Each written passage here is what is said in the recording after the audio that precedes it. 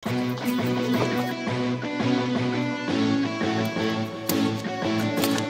po kami ngayon sa firearms training with Batang Quiapo staff and fight directors para malaman namin yung safety handling ng guns. Mga basics lang kasi syempre nasa action serye tayo ngayon. Kaya samahan nyo kami ngayon na sabay-sabay matutunan ang basics na ito.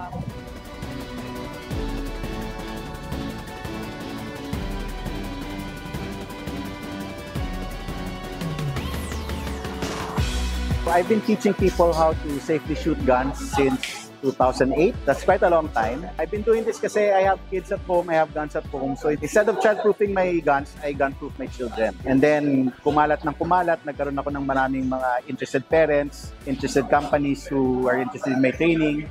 And then, ayun, I've been doing this for more than 15 years.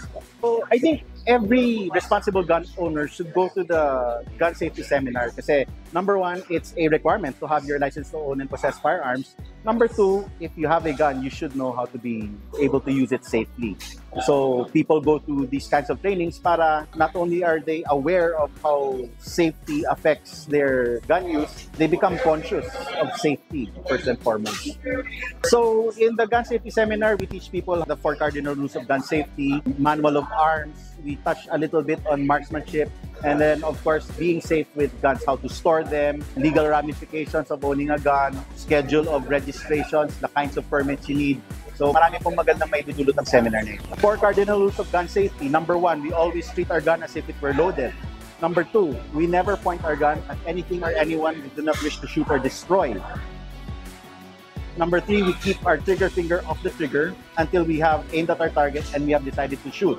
And lastly, we always should know what we're shooting at and what is beyond and around it. That's the 4 cardinal rules of gun safety.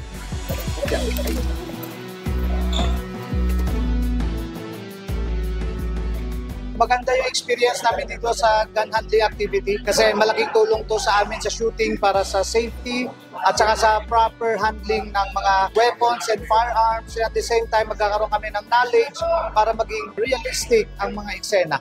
May knowledge naman about gun handling and mas maganda na may refinement palagi at saka may palaging mga lessons and knowledge na natutunan. Mas lalong naiintindihan natin ang mga pangangalaga at matamang paghawak ng mga baril na hindi siya magiging panganib at magiging risky para sa ibang tao at para sa sarili.